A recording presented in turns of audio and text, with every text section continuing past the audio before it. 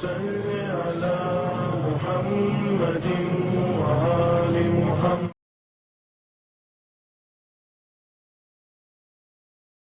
السلام علیکم ورحمۃ اللہ وبرکاتہ. پروردگار عالم سے استدعا ہے کہ جہاں بھی رہیں خوش رہیں، آباد رہیں، شاد رہیں. آج ماہ مبارک رمضان کے سلسلے سے، چونکہ ماشاءاللہ سے ماہ مبارک رمضان شروع ہو چکا ہے اور اللہ کے فضل و کرم سے ہم اور آپ سب اس عظیم ترین مہینے میں اللہ کے مہمان ہونے کی طرف گامزن ہیں.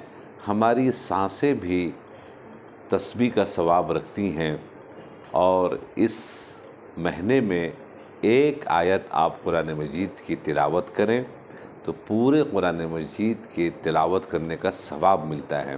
تو آج انشاءاللہ پیغام جمعہ میں ہم زیادہ سے زیادہ کوشش کریں گے دعاؤں کے سلسلے سے اور قرآن کے سلسلے سے تھوڑی سی گفتگو کریں تاکہ ہم اور آپ ان دو عظیم چیزوں کے ذریعے سے اللہ کی بارگاہ میں قریب سے قریب تک پہنچ سکیں اور اس کے ساتھ ساتھ اس ماہ مبارک رمضان کے روزوں کو اور اپنی دعاؤں کو مستجاب کروا لیں، چونکہ یہ پروردگار عالم کا بہترین موقع ہے.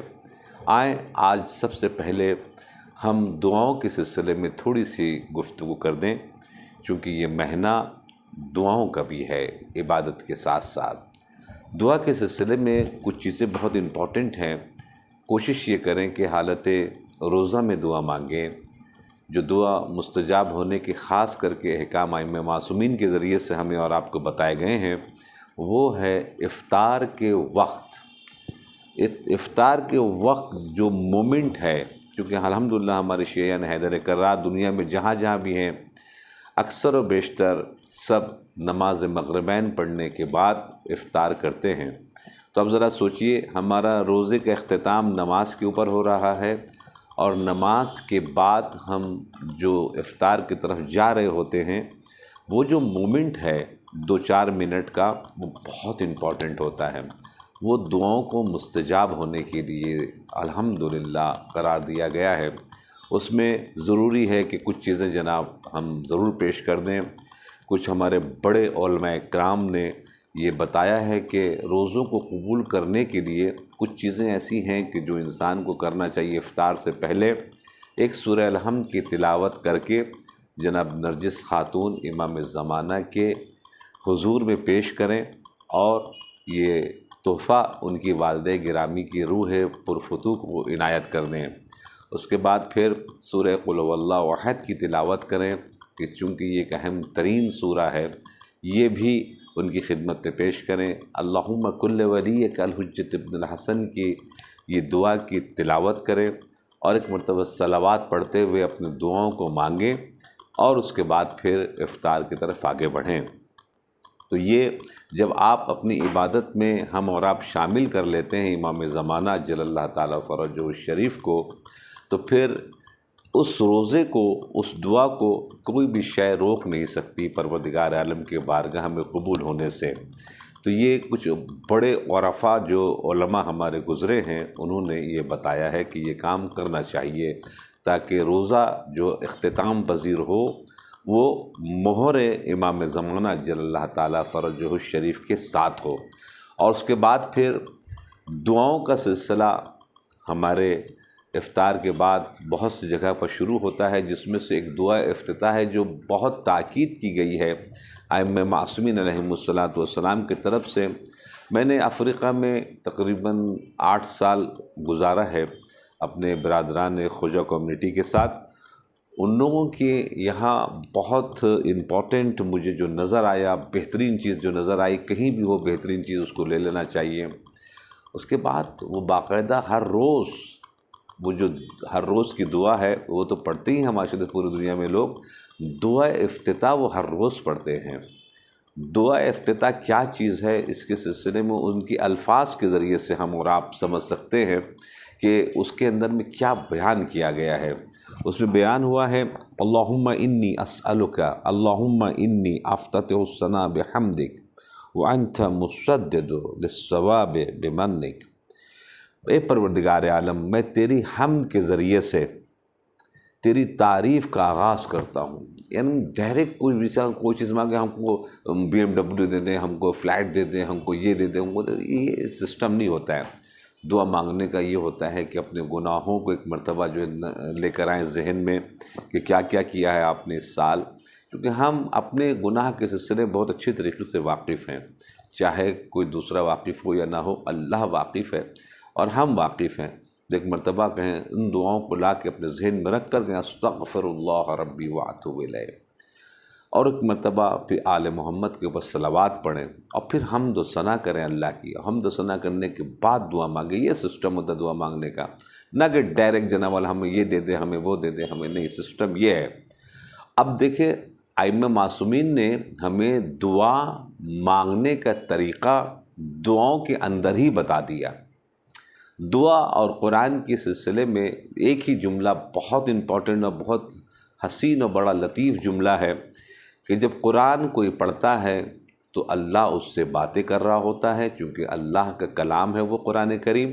جب کوئی دعا پڑھ رہا ہوتا ہے تو وہ اس وقت بندہ اپنے اللہ سے باتیں کر رہا ہوتا ہے کہ مجھے کیا کیا چاہیے، کیسے چاہیے، ہم کیا ہیں، ہماری ہستی کیا ہے، وغیرہ وغیرہ.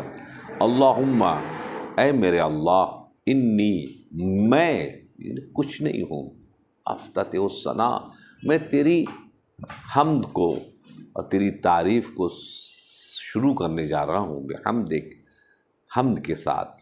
وانت مصدق للثواب بمنک، تو اپنے احسان اور راز کو دکھانے والا ہے، تو ہی دکھانے والا ہے. قرآن مجید میں اس کا اعلان بھی ہوا ہے کہ ہم جس کو راہ حق کی ہدایت کر دیں اس کو کوئی گمراہ نہیں کر سکتا، اور جس کو ہم چھوڑ دیں اس کے حالت پر تو کوئی اس کو بچا نہیں سکتا.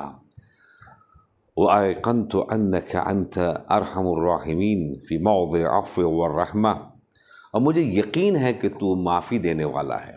بے شک جب تک ہماری سانس چل رہی ہے، جب تک ہم اس دنیا میں ہیں، یہ یقین جانیں کہ پروردگار عالم ارحم الراحمین ہے. ہم اپنے گناہوں کو خود سے بخشوا لیں قبل اس کے کہ ہم سے حساب کتاب کیا جائے. ہم اپنا حساب کتاب خود کر لیں، چونکہ پروردگار عالم موضع عفو اور رحمہ پر ہے، یعنی کہ پروردگار عالم بخشنے والا ہے، پروردگار عالم رحم و کرم کرنے والا ہے. اس کے بعد پھر ہم کہتے ہیں واشد معاقبین فی موضع النکال والنقمہ. اب وہ جب بھی شکنجہ، مثال کے طور کے اوپر کوئی یہ نہ سمجھے کہ صرف ادھر سافٹ ہے، نہیں، کچھ چیزوں کے لیے ضرورت بھی ہوتی ہے. جیسے اگر شہر میں اگر پولیس نہ ہو اور اسٹرانگ نہ ہو تو پھر چور، بدماش، ڈکیت یہ سب جو ہے بہت سر اٹھانے لگتے ہیں. اسی طریقے سے اس کائنات کا حاکم بہت شکنجہ دینے میں، عذاب دینے میں وہ بہت سخت ہے، آپ نہیں بچ کے جا سکتے. مثال کے طور پر یہاں کوئی مجرم ہو، کوئی دوسرے ملک چلا جائے شاید بچ جائے گا، مگر جب اللہ کا مجرم ہو تو جہاں بھی قدم رکھے گا وہ اللہ کی زمین ہوگی. اس کے بعد پھر وہ اعظم المتجبرین فی موضع الکبریاء والعظمہ، اور وہ بڑائی اور بزرگی کے مقام پر تو تمام قاہروں اور جابروں سے بڑا ہوا ہے. یعنی کیا مطلب یہ ہے کہ یہ دنیا کے جتنے بھی گنڈے بدماش ہیں وہ کچھ بھی نہیں ہیں، اس لیے کہ اللہ نے بڑے بڑوں کو چھوٹے چھوٹوں سے جنا والا مارا ہے. جیسے نمرود جو اتنا بڑا خدائی دعویٰ کیا ہوا تھا اور للکار رہا تھا جناب ابراہیم کو، تو اس کو کیسے مارا اللہ نے؟ کہاں ہے آپ کی فوج؟ جناب ابراہیم کو للکار کے کہہ رہا تھا کہاں ہے آپ کے اللہ کی فوج؟ تو پھر اس جگہ کے اوپر اللہ نے مچھروں کے ذریعے سے اس کو واصل جہنم کروایا. تو مچھر وہ بھی کون سے؟ ایک لنگڑا مچھر تھا جو اس کے دماغ میں گھسا، اور آخر میں جس نے دماغ کو کاٹنا شروع کیا تو اس نے کہا کہ ہمارے سر پر چپل مارو تاکہ ہمیں تکلیف کی کچھ کمی ہو. اتنا لوگوں نے چپل مارا اس کی فوج نے کہ وہ اسی چپل کے وار سے اس دنیا سے اس دنیا میں جنا والا پہنچ گیا. تو آپ نے دیکھا بڑے بڑوں کو چھوٹے چھوٹوں سے مارا ہے. اسی طریقے سے مولا متقیان فرماتے ہیں کہ ہم ماضی کے وہ واقعات جو بالکل سچ پر مبنی ہیں، یعنی خصوصیت کے ساتھ قرآن ایک قصے کی بھی کتاب ہے، بہت سے ماضی کے شگوفے گوشے قرآن مجید نے بیان کی، انبیاء کی زندگی بیان کی۔ انشاءاللہ بھی ہماری تفسیر کا سلسلہ شروع ہونے والا ہے۔ ہم کوشش کریں گے کہ ہر روز ایک نبی کے سلسلے میں شارٹ کٹ آپ حضرات کی خدمت میں بیان کریں کہ وہ ان کی زندگی جو قرآن کے روح سے ہے، قرآن کے اندر میں ہے، شارٹ کٹ میں وہ بیان کیا جائے، چونکہ اس میں جو قصے کہانی ہوتے ہیں اس میں بہت سے لوگ کچھ آگے بڑھا دیتے ہیں، کچھ کم کر دیتے ہیں، تاریخ میں بہت سا کم ہے، بہت زیادہ، مگر قرآن کا جو معاملہ ہے، قرآن کے جو قصے ہیں وہ بالکل 100% ایک دم بالکل جس کو کہا جائے کہ شدھ ہے، اوریجنل ہے، اور اسی کے ذریعے سے ہم اپنی زندگی کا حساب کتاب صحیح کر سکتے تھے۔ مولا متقیان فرماتے ہیں کہ ہم ماضی کے ان تمام چیزوں کو اپنے نظر میں رکھتے ہوئے مستقبل کے لیے اپنا پیغام، اپنا پروگرام بناتے ہیں، اور حال میں ہم زندگی کر رہے ہوتے ہیں، یعنی ہم دو زمانے میں جی رہے ہوتے ہیں، ماضی اور حال، یعنی پاسٹ اینڈ پریزنٹ میں ہم یہ دو زمانے کو ہم اپنے زندگی کے اعتبار سے کر رہے ہوتے ہیں، اور فیوچر خود بخود اس کا نتیجہ جناب والا بن کے سامنے آتا ہے۔ تو کب ہم ماضی میں جئیں گے، کب ہم ماضی کے اندر جائیں گے؟ جب ہمیں سچی کہانی جناب مل جائے گی، سچی کہانی قرآن مجید سے ملے گی۔ تو انشاءاللہ آپ کی خدمت میں 8 رمضان سے جو لائیو پروگرام مغل مسجد سے ریلے ہوگا، اس میں انشاءاللہ آپ دیکھیں گے، آپ سماعت فرمائیں گے کہ انبیاء کی سچی کہانیاں۔ تو قرآن مجید کو سمجھنے کے لیے، پڑھنے کے لیے ماشاءاللہ سے بہت جگہ کے اوپر انتظامات ہیں۔ تلاوت قرآن مجید کا قرآن خوانی کے نام سے ہر جگہ پر کر رہے ہیں، ماشاءاللہ سے بہت اچھی بات ہے کہ اس کو آپ زیادہ سے زیادہ فروغ دیں، زیادہ سے زیادہ ماشاءاللہ سے اس کا اہتمام کریں۔ مگر اس کے ساتھ ساتھ قرآن مجید نے کہا کہ ہم نے قرآن کو نازل کیا ہے اہل تدبر والوں کے، اتدبرون القرآن، تم قرآن میں تدبر کیوں نہیں کرتے، فکر کیوں نہیں کرتے؟ صرف تلاوت سے کام نہیں چلے گا، تو ثواب ملے گا، مگر قرآن ایک خزانے کی کتاب ہے، اس میں سے خزانہ نکالیں۔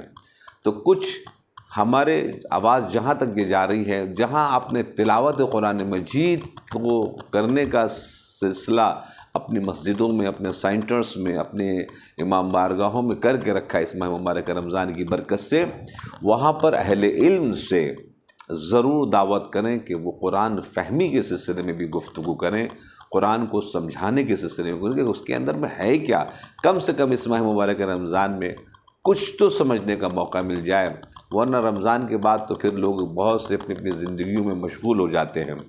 ایک تو یہ بات ہوئی کہ قرآن فہمی کے سلسلے میں ہمیں اور آپ کو انشاءاللہ اس ماہ مبارک رمضان میں استفادہ کر کے آگے بڑھنا ہے۔ دوسری یہ کہ جو حالات دنیا کے اس وقت ہو رہے ہیں، وہ حالات بڑے ناگفتہ بے حالات کی طرف آگے بڑھتے چلے جا رہے ہیں۔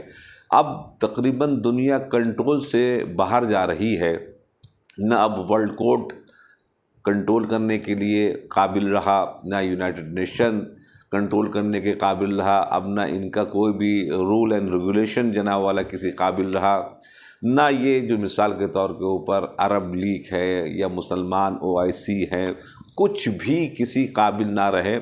اب یہ بے لگام کے گھوڑا ہو چکا ہے معاملہ اس دنیا کا نظام، اور جب بے لگام ہو جائے تو پھر ضرورت پڑتی ہے اس دنیا کو چلانے کے لیے اس حقیقی نمائندے الہی کو سامنے آنا کہ جو اس نظام کائنات کو جو چلا سکے، سنبھال سکے اور صحیح راستے کے اوپر لے کے جا سکے۔ جب دنیا ظلم جور سے بھر جائے گی، ظلم جور نہیں ہے تو کیا ہے، ایسی ویڈیو آ رہی ہیں غزہ سے، فلسطین سے، کہ جو ہم اور آپ دیکھ نہیں سکتے، ہماری ہمت نہیں ہے دیکھنے کی، جن کے پاس اس وقت دل مردہ نہیں ہوئے، جن کی روح مردہ نہیں ہوئی ہے، جن کا ضمیر اس وقت مردہ نہیں ہوا، وہ دیکھ نہیں پا رہے ہیں کہ انسانوں کے جسم کو کاٹ کاٹ کے کتوں کو کھلایا جا رہا ہے۔ وہ عرب جو ماشاءاللہ سے پیسے کے اعتبار سے بڑے مالدار سمجھے جاتے تھے، آج وہ ایک ایک روٹی کو ترس رہے ہیں، اور جہاں بھی جا رہے ہیں روٹی کے لیے اسرائیل جناب بمبنگ کر کے مار رہا ہے، ان کو روٹی بھی حاصل کرنے نہیں دے رہا ہے۔ اور 58 ملک کے مسلمان کی کنٹری کے رہبران صرف تماشائی بنے ہوئے ہیں، جس میں سے چند کنٹریوں کو چھوڑ کر کہ جو اس وقت ساتھ دے رہے ہیں، جس میں سے ایک ایران ہے سر فہرست، یا مثال کے طور کے اوپر یمن ہے، یا لبنان ہے، یا سیریا ہے، یا عراق ہے، ان کنٹریوں کو چھوڑ کر جو ضلالت اور گمراہی اور مومنین کے پیٹ میں چھرا بھونک رہے ہیں، وہ گلف کنٹری کے وہ شیخ لوگ جنہوں نے اسلام کا لبادہ تو اوڑھا ہے، مگر اب ان کی حقیقت جناب سامنے آ گئی ہے، جس میں جارڈن ہے، ٹرکی ہے، اس کے بعد سعودی ہے، دبئی ہے، مصر ہے، یہ سب کنٹریوں نے جو اس وقت حال کیا ہے۔ ابھی تو سن رہے ہیں کہ غزہ کے سلسلے میں یا یمنوں کے مقابلے میں افغانستان کے وہ لوگ جو صرف اللہ اللہ کرتے تھے اور خالی کفر اور شرک یہ بھی شرک، یہ شرک، یہ شرک، غیر اللہ سے مدد مانگنا حرام ہے، آج وہ غیر اللہ یعنی امریکہ کی سے مدد بھی مانگ رہے ہیں اور امریکہ کی مدد بھی کر رہے ہیں، اسرائیل کی مدد بھی کرنے کے لیے جا رہے ہیں۔ جو بیت المقدس کی حفاظت اور اس کی آزادی کے لیے جنگ لڑ رہے ہیں، ان کے مقابل میں کھڑے ہو رہے ہیں اور اپنے آپ کو کہہ رہے ہیں کہ ہم کھاٹی مسلمان ہیں۔ خیر الحمدللہ صاحبان عقل جو مسلمان ہیں وہ اس چیز کو اب سمجھ گئے، اگر یہ چیز نہیں ہوتی تو وہ ماننے کو تیار نہیں ہوتے، مگر اب جو خود ان کے ہاتھوں میں یہ موبائل اور سوشل میڈیا کے ذریعے سے بہت چیزیں جانورہ سامنے، تو ہمارا فریضہ کیا بنتا ہے؟ ہم اس ماہ مبارک رمضان کی بھوک میں اور پیاس میں جو اس وقت ہم گزارتے ہیں وقت کو، دن کو، اس وقت ہم جناب یاد کریں ان بھوکوں کو، ان پیاسوں کو جو غزہ کے اندر میں بیچارے ہیں، جو بچے بیچارے یتیم ہو گئے ہیں، جو عورتیں بیوہ ہو گئی ہیں، ہم ان کے لیے سوچیں، ان کے لیے دعا بھی کریں۔ اپنی دعا ہم ضرور کریں، اپنے لیے ہم دعا کرنے کے لیے آپ کو منع نہیں کرتے، مگر ان یتیم اور ان لاچار اور ان مجبور مسلمانوں کو ضرور اپنی دعاؤں میں یاد رکھیں کہ جو بیت المقدس قبل اول کے آزاد کرانے کے لیے اپنی تن من دھن سب اعتبار سے جناب والا آگے بڑھے ہوئے ہیں۔ تو اس ماہ مبارک رمضان میں تزکیہ نفس کرنے کا بہت بہترین موقع ہے، جس کی جو عادت ہے، خراب عادتیں ہیں، ان عادتوں کو چھڑانے کے لیے ایک مہینے کا موقع ملتا ہے۔ عروج ماشاءاللہ سے روح کو تو بلندگی کو حاصل کرنے کے لیے، عرفان کو حاصل کرنے کے لیے وہ ایک الگ کیٹیگری کے لوگ ہوتے ہیں، ماشاءاللہ جنہوں نے رجب سے سلسلہ شروع کیا ہوا ہوتا ہے، ان کو یہ بہترین موقع ملتا ہے کہ رمضان میں ماشاءاللہ سے آگے بڑھیں۔ مگر وہ لوگ جو ذرا سا دوسرے کیٹیگری کے ہیں، وہ اپنی عادتوں کو ماشاءاللہ سے اگر چاہیں تو اس ماہ مبارک رمضان میں بدل سکتے ہیں، چونکہ عادت ہو جاتی ہے اچھی چیزوں کی۔ مثلاً کسی کو جھوٹ بولنے کی عادت ہے تو روزے کی حالت میں وہ جھوٹ نہیں بولتے، تو اس عادت کو، ایک مہینے کی عادت کو پورے 12 مہینے میں تبدیل کریں۔ کسی کو غیبت کرنے کی عادت ہے تو اس ماہ مبارک رمضان میں وہ غیبت نہیں کرتے یا نہیں کرتی، تو لہٰذا اس عادت کو 12 مہینے میں تبدیل کریں۔ کسی کی عادت ہے تہمت لگانے کی، چغل خوری کرنے کی، نکتہ چینی کرنے کی، تو اس ماہ مبارک رمضان کی برکت سے اس کو 12 مہینے میں تبدیل کریں۔ تو یہ مہینہ جو ہے ہماری بری عادتوں کو بہترین عادت میں تبدیل کرنے کا بہترین موقع بھی پروردگار عالم نے فراہم کیا ہے، تو اس ماہ مبارک رمضان سے صحیح طور کے اوپر ہم استفادہ کریں۔ تو انشاءاللہ اپنا بہت خیال رکھیے گا، دعاؤں میں یاد رکھیے گا، پروردگار عالم ہم سبوں کو عبادت اخلاص کے ساتھ کرنے کی عادت ڈالے، چونکہ بہت سے لوگ کہتے ہیں التماس سے دعا، التماس سے دعا، کہتے کہ ایسا کام کرو کہ التماس سے دعا کہنے کی ضرورت ہی نہ پڑے، خود بخود ہاتھ بلند ہو جائے۔ اس کو کہتے ہیں کچھ ایسے نیک بندے چھپے ہوئے ہوتے ہیں جو کار خیر کر رہے ہوتے ہیں، دہنے ہاتھ سے دے رہے ہوتے ہیں، بائیں ہاتھ کو جناب خبر بھی نہیں ہوتی ہے۔ کچھ لوگ ہوتے ہیں کہ ان کو دکھانا ہے کہ دیکھو ہم اس وقت خیرات دے رہے ہیں، زکوٰۃ دے رہے ہیں، خمس نکال رہے ہیں، مدد کر رہے ہیں، اور لائن لگا رہے ہیں اپنے گھروں کے سامنے وغیرہ وغیرہ کہ ہماری عزت ہو۔ نہیں، عزت دلانے والا اللہ ہے۔ ہم رونگ شوق کے اوپر جا رہے ہیں، سونے کی دکان پر جا رہے ہیں آلو خریدنے کے لیے، تو یہ بیوقوفی ہے ہماری، نہیں ملے گا آلو وہاں پر۔ تو اس لیے عزت دلانے والا اللہ ہے۔ ہم بہترین کام کریں، خود بخود لوگ دعا کریں گے۔ ہم اخلاص کے ساتھ کام کریں، پروردگار عالم خود بخود عزت دلائے گا۔ بہت سے لوگوں نے، چھوٹے چھوٹے لوگ تھے، بہت بڑا بڑا کام انہوں نے انجام دے دیا، کیوں؟ اس لیے اخلاص تھا۔ جب اللہ جس کے ساتھ ہو جائے اسے کوئی نہیں روک سکتا۔ تو اپنے دعاؤں میں ضرور یاد رکھیے گا، اور انشاءاللہ خدمت اہل بیت اسلام کرنے کی توفیق پروردگار عالم اخلاص کے ساتھ ہم سبوں کو عنایت فرمائے۔ والسلام علیکم ورحمۃ اللہ وبرکاتہ۔